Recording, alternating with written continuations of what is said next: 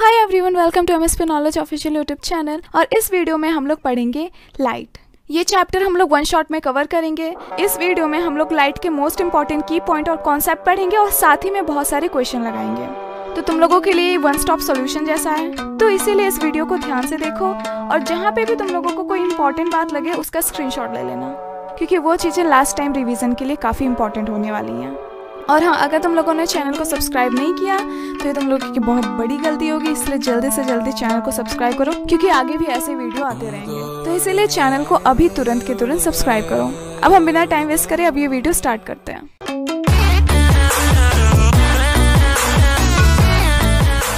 तो क्वेश्चन करने से पहले हम लोग 2-3 बातें इंपॉर्टेंट इस चैप्टर की पढ़ लेते हैं, जिसकी वजह से तुम लोगों को क्वेश्चन करना ईजी हो जाए। और हाँ, अगर तुमने इससे पहले ये चैप्टर नहीं पढ़ा है, बिल्कुल भी छुआ तक नहीं है, तो नो प्रॉब्लम, तुम लोगों को इस वीडियो के बाद ये चैप्टर पूरा अच्छे से समझ आ जाएगा और साथ ही में तुम्हारी बहुत सारी क्वेश्चन प्रैक्टिस भी हो जाएगी। तो फर्स्ट पॉइंट है लॉ ऑफ रिफ्लेक्शन के ऊपर। तो लॉ ऑफ रिफ्लेक्शन हम लोगों को 2 बातें बताती है। पहला ये है कि तो जो रे किसी रिफ्लेक्टिव सरफेस पे गिरती है उसको हम लोग बोलते हैं इंसिडेंट रे, और रिफ्लेक्शन के बाद जो रे बाहर निकलती है उसको हम लोग बोलते हैं रिफ्लेक्टिव रे, और उन दोनों के बीच में एग्जैक्ट बीच में होता है नॉर्मल।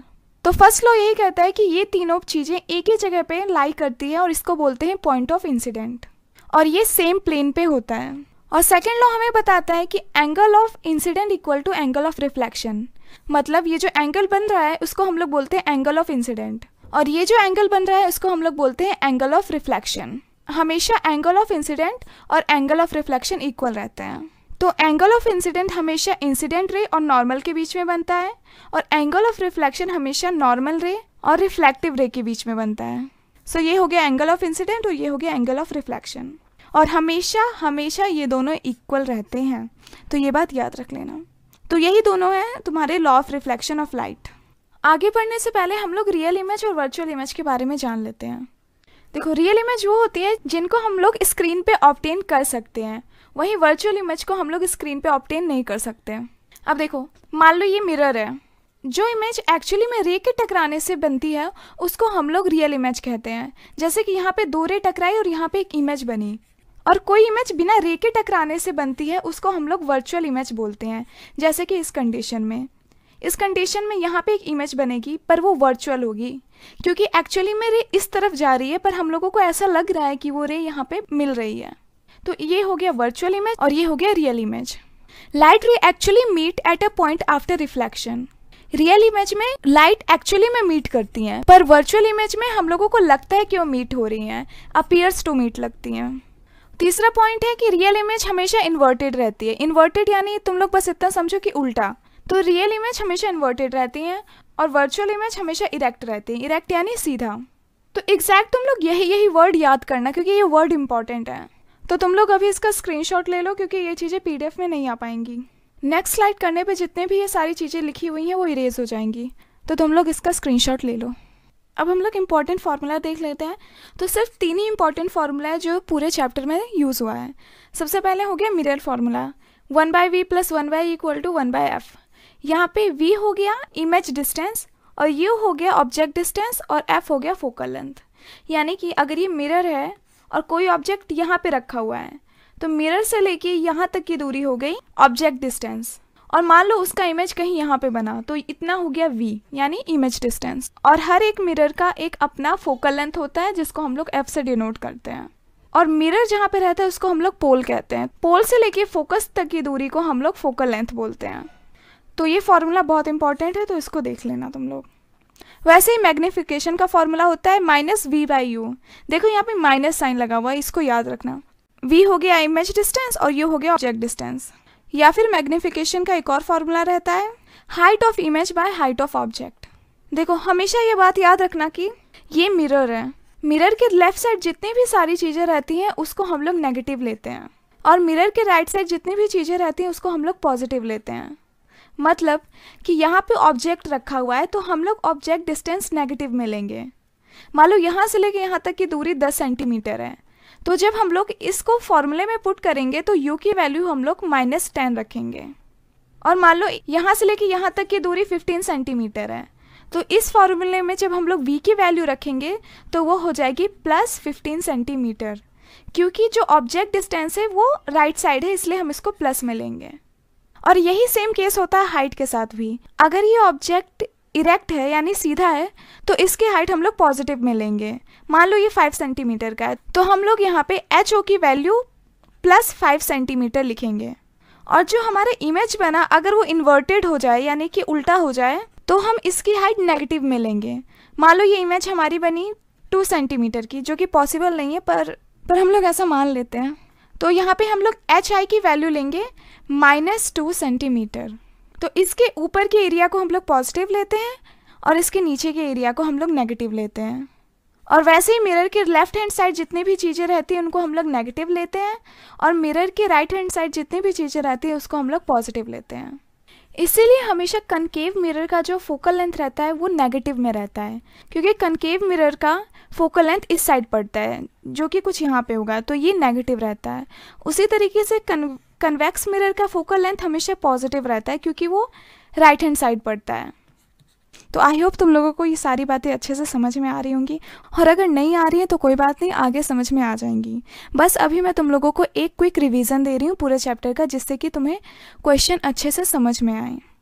वैसे नेक्स्ट फार्मूला है लेंस फार्मूला, वो भी रहता है 1/v - 1/u = 1/f।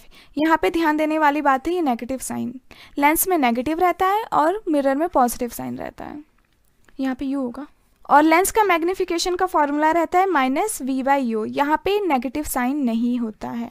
और सेम रहता है ये वाला formula height of image by height of object. अब हम लोग नेक्स्ट फार्मूले पे आते हैं। इस फार्मूले को हम लोग स्नेल्स लॉ भी बोलते हैं, यानी sine of incident angle by sine of reflection angle हमेशा कांस्टेंट रहता है, जिसको हम लोग रिफ्रैक्टिव इंडेक्स भी बोलते हैं। तो ये तो एक थ्योरी का पार्ट हो गया, पर इसको भी तुम लोग याद कर लेना। सिर्फ यही 3 फार्मूले तुम लोगों को पूरे चैप्टर में याद करने हैं। एक पावर का भी फार्मूला होता है जिससे क्वेश्चन कभी आता नहीं, पर तुम लोग जान लो। पावर = होता है 1/4 फोकल लेंथ, और पावर का SI यूनिट होता है डायोप्टर। तो ये चीज़ें भी तुम लोग अच्छे से याद कर लो। ये वैसे ये कुछ खास इंपॉर्टेंट नहीं है, पर आ भी सकता है। तो इस पेज में जितने भी फार्मूले हैं वही तुम लोगों को याद करने हैं बस। तो तुम लोगों ने इसका स्क्रीनशॉट तो ले ही लिया होगा। अब हम लोग आगे बढ़ते हैं। तो अभी जो मैं बताने जा रही हूँ ये बहुत ज़्यादा इंपॉर्टेंट है, इसी से तुम्हारे आधे से ज़्यादा क्वेश्चन बन जाएंगे। तो इस चीज़ को अच्छे से समझना। तो अब हम लोग पढ़ने जा रहे हैं कि इमेज कैसे बनते हैं, यानी किस जगह पे ऑब्जेक्ट रखने पे कहाँ पे इमेज बनेगा। स्कूल में बच्चों को ये अच्छे से समझ में नहीं आता, इस वजह से वो पूरे चैप्टर में कंफ्यूज रहते हैं। तो अभी मैं पढ़ा रही हूँ तो इस चीज़ को अच्छे से तुम लोग समझ लो। तो अगर कोई भी ऑब्जेक्ट इन्फिनिटी पे रखा हुआ है यानी बहुत दूर रखा हुआ है, जैसे कि अगर सन हो गया, मून हो गया, तो उसकी इमेज हमेशा बनती है फोकस पे, कनकेव मिरर के केस में। तो अगर ऑब्जेक्ट यहाँ पे रखा हुआ है तो उसकी इमेज यहाँ पे बनेगी, वो भी इन्वर्टेड बनेगी यानी उल्टी बनेगी, और ये बहुत ही ज़्यादा स्मॉल रहेगी यानी नेग्लेजिबल रहेगी। तो ये वेरी स्मॉल रहेगी। और दूसरी बात ये रहेगी कि ये रियल इमेज रहेगी। रियल इसलिए क्योंकि ये मिरर के लेफ्ट हैंड साइड बन रही है, यानी कि कोई ऑब्जेक्ट इन्फिनिटी पे रखा हुआ है तो उसकी इमेज बहुत ज़्यादा छोटी बनेगी, रियल बनेगी और इन्वर्टेड बनेगी। तो ये 3 बातें याद रख लेना। तो तुम लोगों के लिए मैंने ये बातें यहाँ पे नोट डाउन कर ली है कि अगर कोई भी ऑब्जेक्ट इन्फिनिटी पे रहेगा तो उसकी इमेज फोकस पे बनेगी, और जो कि बहुत ज़्यादा स्मॉल रहेगी, रियल रहेगी और इन्वर्टेड रहेगी। तो ये चीज़ें तुम लोग याद कर लेना। अब हम लोग दूसरा पॉइंट देखते हैं। अगर किसी ऑब्जेक्ट को इन्फिनिटी और सेंटर ऑफ कर्वेचर के बीच में रखा जाए, यानी इस जगह पे देखो, तुम लोग सेंटर ऑफ कर्वेचर को एक तरीके से रेडियस मान लो। अगर ये पूरा मिरर एक सर्कल होता तो इस जगह पे उसका सेंटर होता है, इसलिए हम लोग इसको सेंटर ऑफ कर्वेचर बोलते हैं। तो C for centre of curvature.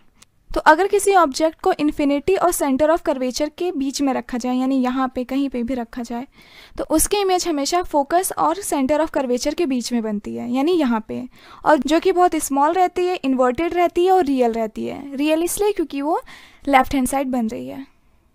तो यहाँ पे मैंने तुम लोगों के लिए लिख दिया है कि अगर किसी भी ऑब्जेक्ट को इन्फिनिटी और कर्वेचर के बीच में रखा जाएगा तो उसकी इमेज जो बनेगी कर्वेचर और फोकस के बीच में, जो कि स्मॉल रहेगी, रियल रहेगी और इन्वर्टेड रहेगी। तो इसको भी तुम लोग अच्छे से याद कर लेना। नेक्स्ट पॉइंट है, अगर किसी ऑब्जेक्ट को डायरेक्ट कर्वेचर के ऊपर ही रख दिया जाए तो क्या होगा। तो अगर कोई ऑब्जेक्ट डायरेक्ट कर्वेचर के ऊपर रहेगा तो उसकी इमेज कर्वेचर के ऊपर ही बनेगी और एग्जैक्ट सेम साइज़ की होगी जितने साइज़ का ऑब्जेक्ट होगा। तो इस केस में जो साइज रहेगा वो सेम रहेगा, इमेज जो होगी रियल और इन्वर्टेड रहेगी। और किसी ऑब्जेक्ट को अगर सेंटर ऑफ कर्वेचर और फोकस के बीच में रखा जाएगा तो उसकी जो इमेज बनती है वो कर्वेचर और इन्फिनिटी के बीच में बनती है। तो और ये वाली इमेज रियल होती है, लार्ज होती है और इन्वर्टेड भी होती है। तो किसी ऑब्जेक्ट को अगर हम लोग सेंटर ऑफ कर्वेचर और फोकस के बीच में रखेंगे तो उसकी इमेज बहुत बड़ी बनेगी, रियल बनेगी, लार्ज और इन्वर्टेड भी होगी। इन्वर्टेड यानी उल्टा है ना यहाँ पे, तो इसलिए हम लोग इसको इन्वर्टेड बोलेंगे। और वैसे ही अगर कोई ऑब्जेक्ट डायरेक्ट फोकस के ऊपर रखा हुआ है तो उसकी इमेज हमेशा इन्फिनाइट पे बनती है, जो कि बहुत ही ज़्यादा लार्ज होगी। तो अगर ऑब्जेक्ट फोकस पे है तो उसकी इमेज बहुत ज़्यादा बड़ी बनेगी और वो इन्फिनाइट पे बनेगी, जो कि रियल होगी और बहुत ज़्यादा लार्ज होगी और इन्वर्टेड भी होगी। तो हमेशा याद रखना, अगर कोई ऑब्जेक्ट फोकस पे रहता है तो उसकी जो इमेज इन्फिनिटी पे बनती है। वैसे ही अगर कोई ऑब्जेक्ट इन्फिनिटी पे है तो उसकी इमेज फोकस पे बनती है। अब जो केस बताने जा रही हूँ वो एक्सेप्शन केस है, जो कि बहुत ज़्यादा इंपॉर्टेंट रहता है। तो अगर किसी ऑब्जेक्ट को फोकस और पोल के बीच में रख दिया जाए तो उसकी इमेज हमेशा मिरर के बैक साइड बनती है, जो कि लार्ज होती है। तो ये 3 पॉइंट उसके बारे में याद रखना। वो इमेज हमेशा लार्ज रहेगी, इरेक्ट रहेगी और वर्चुअल रहेगी। इरेक्ट यानी कि अब जो इमेज बनेगी वो सीधी बनेगी, और वर्चुअल यानी कि वो इमेज के बैक साइड पे बन रही है, यानी राइट साइड बन रही है, तो वो वर्चुअल होगी। तो ये पॉइंट बहुत इंपॉर्टेंट है। अगर किसी ऑब्जेक्ट को फोकस और पोल के बीच में रख दिया जाए तो उसकी इमेज लार्ज बनती है, इरेक्ट बनती है और वर्चुअल बनती है, यानी बैक साइड ऑफ मिरर बनती है।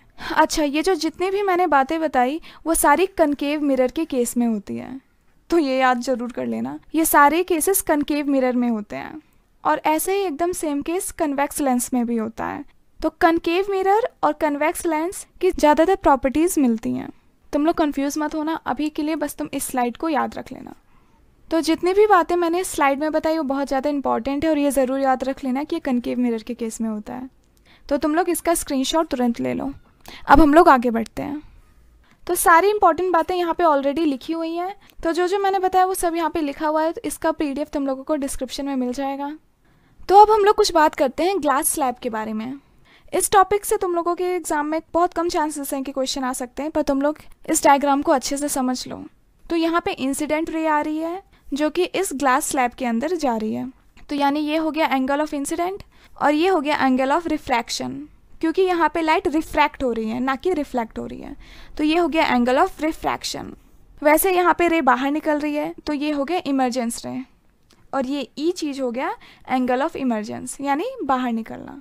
अब देखो, अगर ये ग्लास स्लैब नहीं होता तो ये जो लाइट थी वो सीधे ऐसे जाती, पर ग्लास स्लैब होने की वजह से अब ये लाइट यहाँ पे ऐसे जा रही है, तो इतना वो अपने पास से डेविएट हो गई। इसलिए हम लोग इस एंगल को बोलते हैं एंगल ऑफ डेविएशन, और इसको बोलते हैं हम लोग लैटरल शिफ्ट, यानी कि वो लाइट इतना शिफ्ट हो गई। आई होप तुम लोगों को ये चीज़ें अच्छे से समझ में आ गई होगी। तो बस तुम लोग इसमें इतना याद रखना कि ये हो गया एंगल ऑफ इंसिडेंट, ये हो गया एंगल ऑफ रिफ्रैक्शन, और ये भी एंगल ऑफ इंसिडेंट है इस लाइन के लिए, और यहाँ पे हो गया एंगल ऑफ इमरजेंस। हम लोग यहाँ पे एक क्वेश्चन सॉल्व कर लेते हैं जिससे कि तुम लोगों को समझ में आ जाए कि इस टॉपिक से कैसे क्वेश्चन आएंगे। तो क्वेश्चन है, मान लो एंगल ऑफ इंसिडेंट 30 डिग्री दिया हुआ है और एंगल ऑफ रिफ्रैक्शन है 60 डिग्री। तो तुम लोगों को बताना है कि यहाँ का रिफ्रैक्टिव इंडेक्स क्या है। वैसे एयर का रिफ्रैक्टिव इंडेक्स 1 होता है, पर एज्यूम कर लो कि यहाँ पे कोई मीडियम है, तो तुम लोगों को बताना है कि उसका रिफ्रैक्टिव इंडेक्स क्या है। तो अभी मैंने तुम लोगों को जस्ट फॉर्मूला बताया था कि रिफ्रैक्टिव इंडेक्स होता है sine of angle of incident by sine of angle of refraction. तो बस अब हम लोग यहाँ पे उसकी वैल्यू पुट कर देते हैं। तो यहाँ पे हो जाएगा sine 30 degree divided by sine 60 degree, क्योंकि ये हो गया ना एंगल ऑफ इंसिडेंट और ये हो गया angle of refraction. So sine 30 की वैल्यू होती है 1/2 डिवाइडेड बाय साइन 60 की वैल्यू होती है √3/2। तो 2 से 2 कट जाएगा, तो रिफ्रैक्टिव इंडेक्स आ जाएगा 1/√3। ये बहुत ही ज़्यादा हार्ड क्वेश्चन था, ऐसे क्वेश्चन आएंगे नहीं, पर फिर भी मैंने तुम लोगों को बता दिया कि अगर ऐसे क्वेश्चन आ भी गए तो तुम लोग उसको कैसे टैकल करोगे। तो तुम लोगों को स्लैब के बारे में बस इतना ही जानना था। अगर ये समझ में नहीं आया तो तुम लोग थोड़ा सा वीडियो पीछे करो और इसको समझने की कोशिश करो। वैसे हम लोग इस पर और भी ज़्यादा क्वेश्चन करेंगे, तो इसलिए टेंशन मत लो, तुम लोगों को वीडियो के एंड तक सब कुछ अच्छे से समझ में आ जाएगा। अब हम लोग आगे बढ़ते हैं।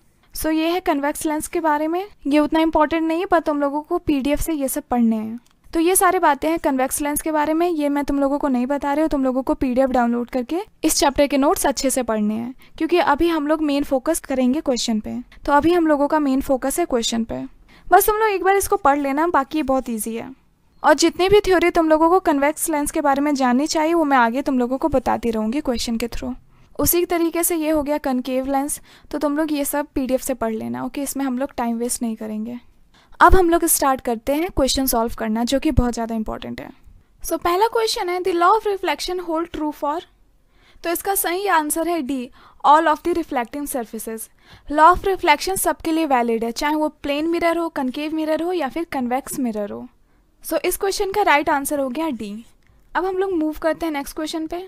सो नेक्स्ट क्वेश्चन है, when an object kept with in A focus of concave mirror an enlarged image is formed behind the mirror. This image is, तो क्वेश्चन में पूछ रहा है कि अगर कनकेव मिरर के फोकस पे अगर हम लोगों ने कोई ऑब्जेक्ट रखा, यानी फोकस के थोड़ा साइड ही रखा, और उसकी इमेज हम लोगों को लार्ज मिली, तो हम लोगों को बताना है वो इमेज कैसे होगी। तो हम लोगों को पता ही है कि वो इमेज हमेशा इरेक्ट होगी, क्योंकि वो सीधी बनेगी, लार्ज होगी और वर्चुअल होगी। तो इसका राइट आंसर होगा erect and virtual.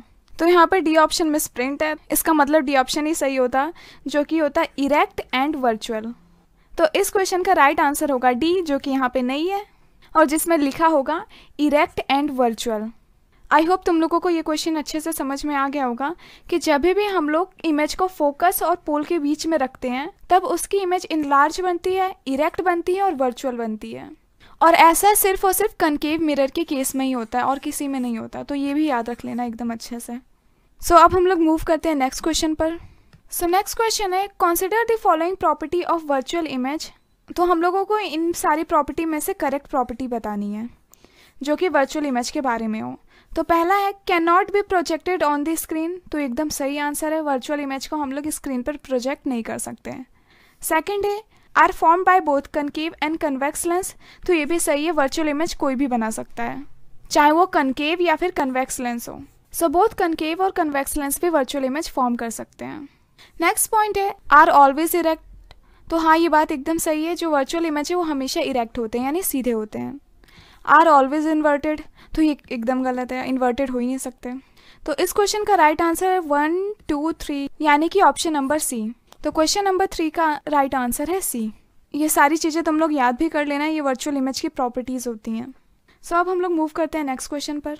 So next question है, a real image is found by light रे आफ्टर रिफ्लेक्शन और रिफ्रैक्शन व्हेन दे, तो हम लोगों को इस क्वेश्चन में पूछा हुआ है कि रियल इमेज कब बनती है। तो मैंने ये बात तुम लोगों को पहले ही बता रखी है कि रियल इमेज हमेशा लाइट रे के मिलने से बनती है, एक्चुअली मीट और इंटरसेक्ट विथ ईच अदर। तो ये ऑप्शन एकदम सही है, जो रियल इमेज है हमेशा जब लाइट रे एक्चुअली मीट करते हैं तभी बनती है। सेकेंड है, एक्चुअली कन्वर्ज एट पॉइंट, तो कन्वर्जन यानी कि मिलना होता है, तो ऑफकोर्स कन्वर्जन होता है ये तभी तो लाइट मिल रही है। कन्वर्जन यानी कि मिलना, एक पॉइंट पे मिलना। उसी तरीके से डाइवर्जन यानी कि दूर जाना, तो ये हो गया डाइवर्जन और ये हो गया कन्वर्जन।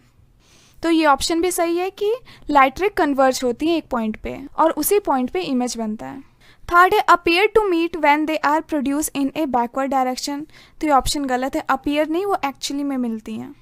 ऑप्शन नंबर 4 है, appears to diverge from a point, तो डाइवर्ज नहीं होती, डाइवर्ज का मतलब हो गया ऐसे जाना, ऐसा वर्चुअल इमेज के केस में होता है, रियल इमेज के केस में ऐसा होता है, वो कन्वर्ज होती हैं। तो इस क्वेश्चन का राइट आंसर है सी, 1 और 2।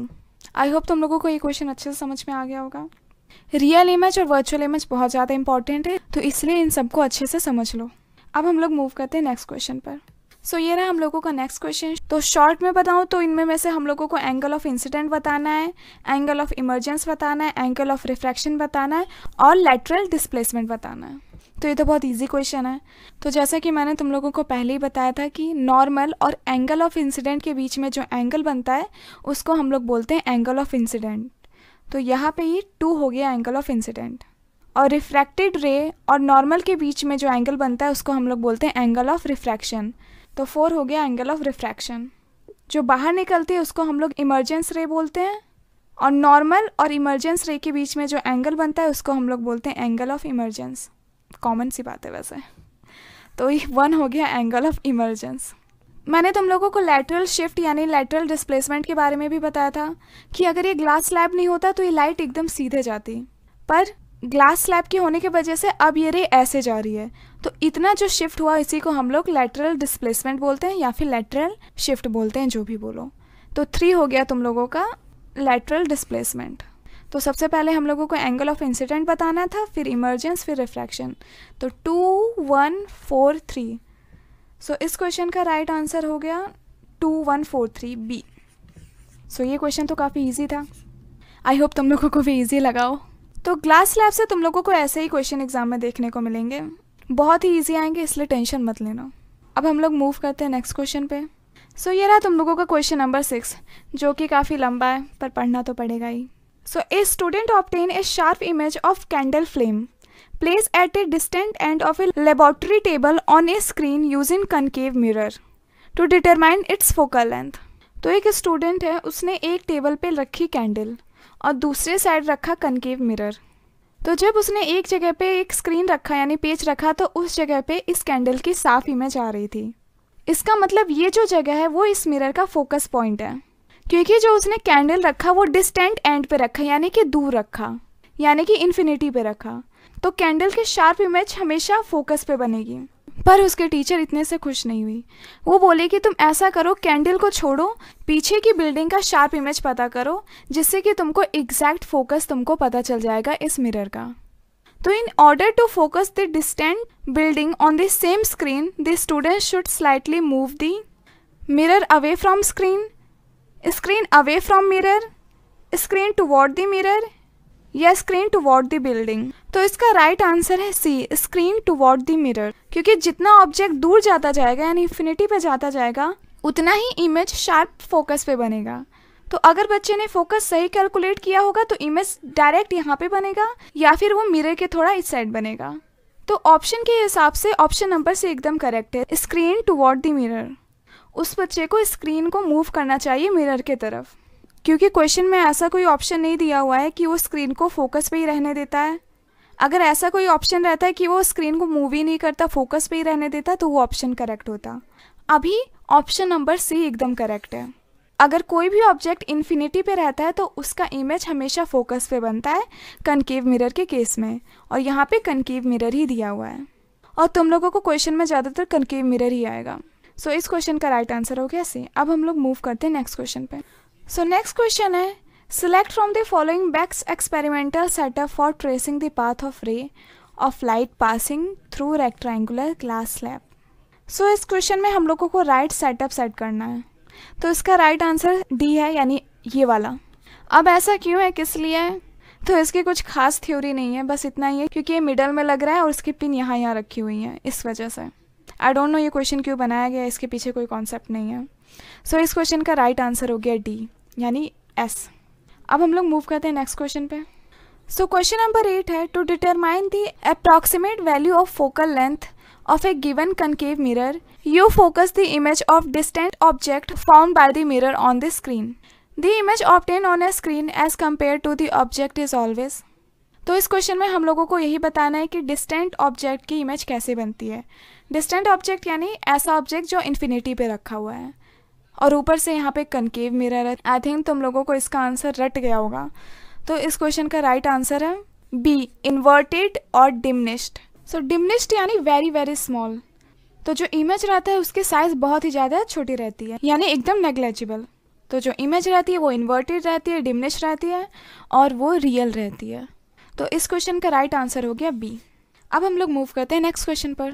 सो नेक्स्ट क्वेश्चन है, in your laboratory you trace the path of A light रे through a glass slab from different value of angle of incident, angle of refraction और एंगल ऑफ इमर्जेंस।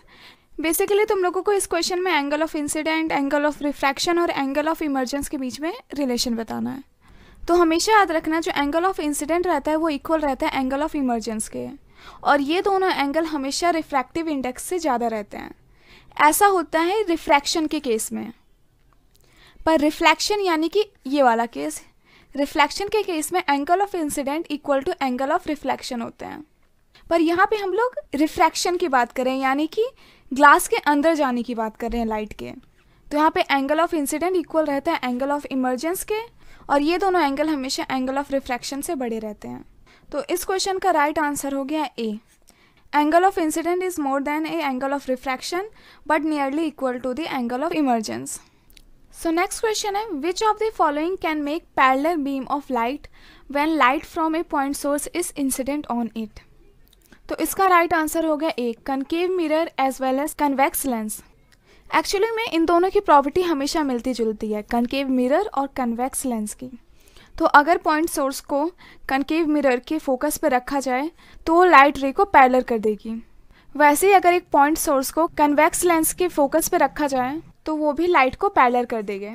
तो इस question का right answer हो गया A, concave mirror as well as convex lens. So question number 11 है, magnification produce by a rear view mirror fitted in vehicles. तो हम लोगों को बताना है रियर व्यू मिरर का मैग्नीफिकेशन क्या होता है। तो सबसे पहले जान लेते हैं रियर व्यू मिरर होता क्या है। तो कार या बाइक में जो मिरर लगे रहते हैं जिसकी वजह से हम लोग पीछे के लोगों को देख पाते हैं, उन्हीं को हम लोग बोलते हैं रियर व्यू मिरर।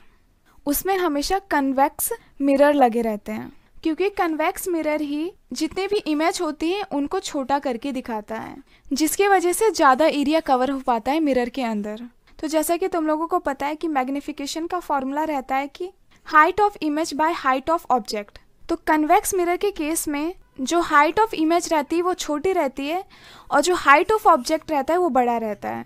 तो इसकी वजह से जो मैग्नीफिकेशन है वो हमेशा लेस देन 1 आता है। तो इस क्वेश्चन का राइट आंसर हो गया ए, मैग्नीफिकेशन इज लेस देन 1। तो इस क्वेश्चन में एक इम्पॉर्टेंट बात यही है कि कन्वेक्स मिरर को हम लोग रियर व्यू मिरर भी बोलते हैं। वैसे ही हम लोग कनकेव मिरर को बोलते हैं डेंटिस्ट मिरर या फिर मेकअप मिरर, क्योंकि कोई ऑब्जेक्ट फोकस और पोल के बीच में रखा जाए तो कनकेव मिरर उस इमेज को बहुत ज़्यादा दिखाती है। सो अब हम लोग मूव करते हैं नेक्स्ट क्वेश्चन पर। सो क्वेश्चन नंबर 12 है, a ray from a sun converge at a point 15 centimetre in front of a concave mirror. Where should an object be place so that size of image is equal to the size of object. तो यहाँ पे एक concave mirror लिया गया है और question में दिया हुआ है कि 15 सेंटीमीटर की दूरी पे सन की इमेज बहुत अच्छे से आ जा रही है, बहुत शार्प इमेज बन रही है सन की।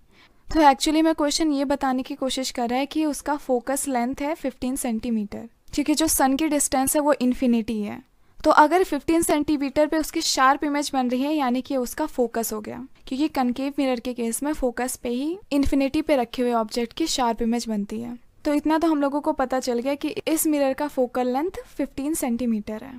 सो क्वेश्चन में पूछा है, where should object be place so that size of image is equal to the size of object. तो कहाँ पे हम लोग ऑब्जेक्ट को रखें कि साइज ऑफ इमेज एकदम साइज ऑफ ऑब्जेक्ट के इक्वल हो।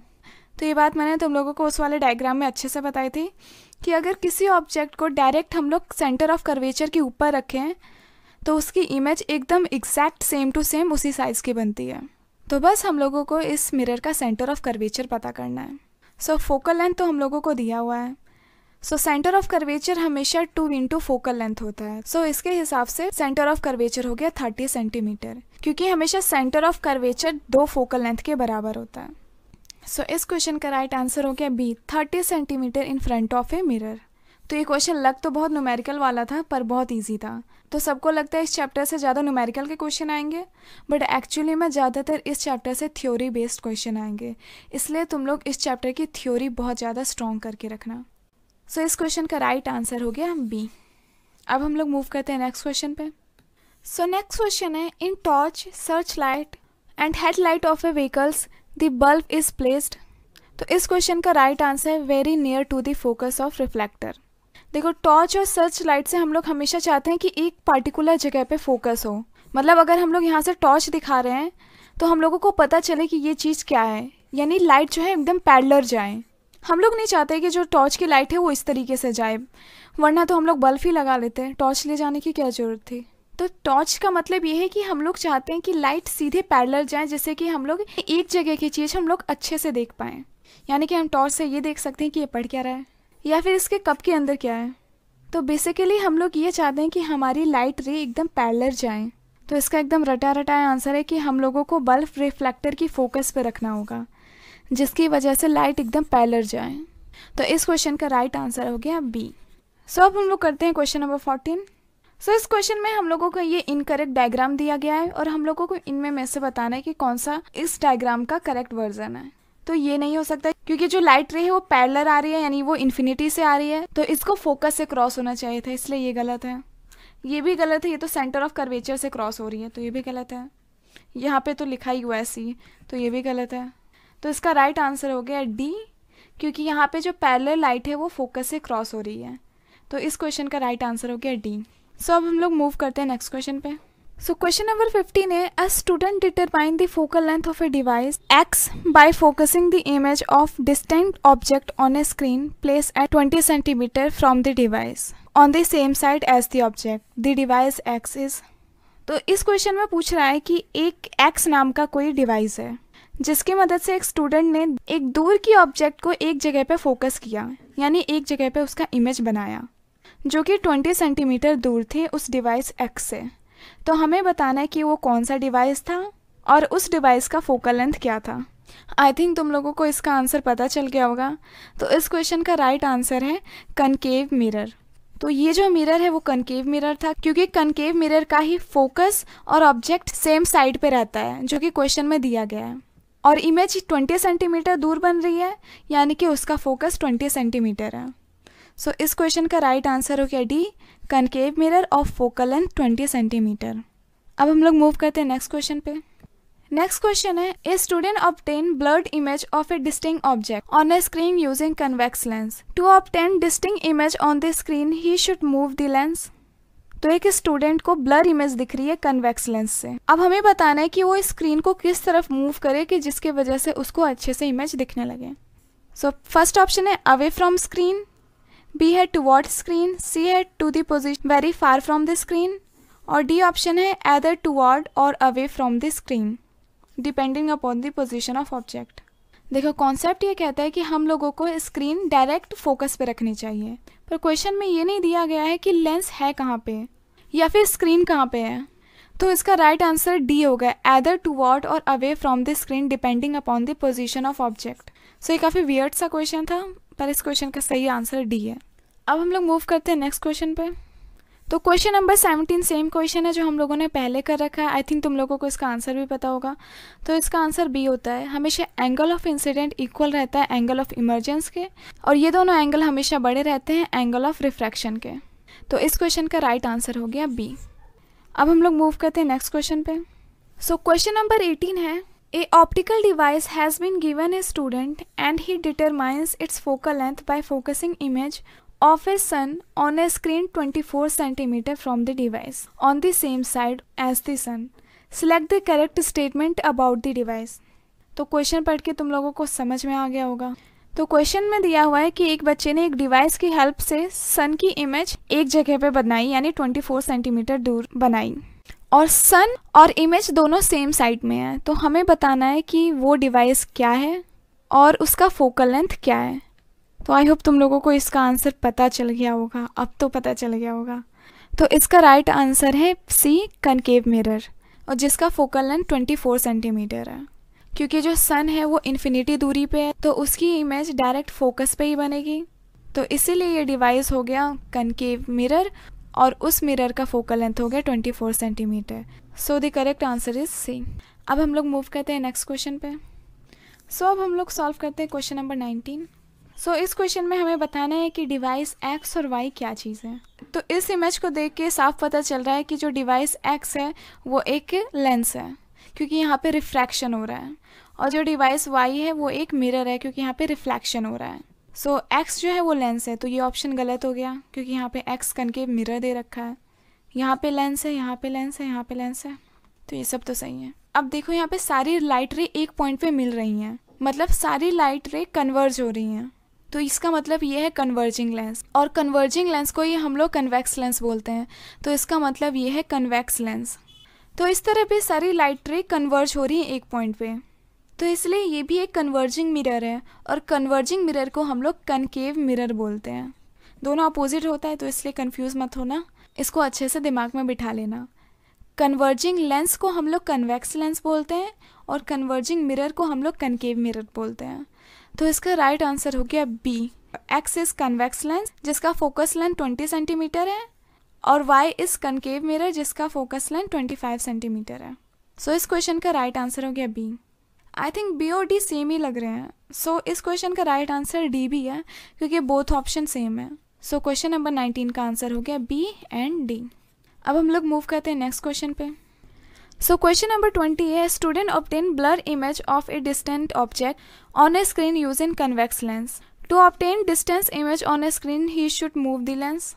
सो आई थिंक ये क्वेश्चन हम लोगों ने कर लिया था, तो इस क्वेश्चन का राइट आंसर डी होगा, जो कि हम लोगों ने पहले कर चुका है। तो सॉरी, गलती से आ गया ये क्वेश्चन। सो इसी के साथ हम लोगों ने लाइट के मोस्ट इंपॉर्टेंट क्वेश्चन कर लिए हैं। अगर तुम लोगों को वीडियो पसंद आए तो वीडियो को लाइक करो, शेयर करो और कमेंट करो। और हाँ, ऐसे वीडियो चैनल पे आते रहेंगे, तो इसलिए सब्सक्राइब करना मत भूलना। तो अभी के अभी इस चैनल को सब्सक्राइब करो, जिससे कि तुम आने वाले वीडियो मिस ना करो। तो इसी सब के साथ ये वीडियो समाप्त होता है। Thanks for watching.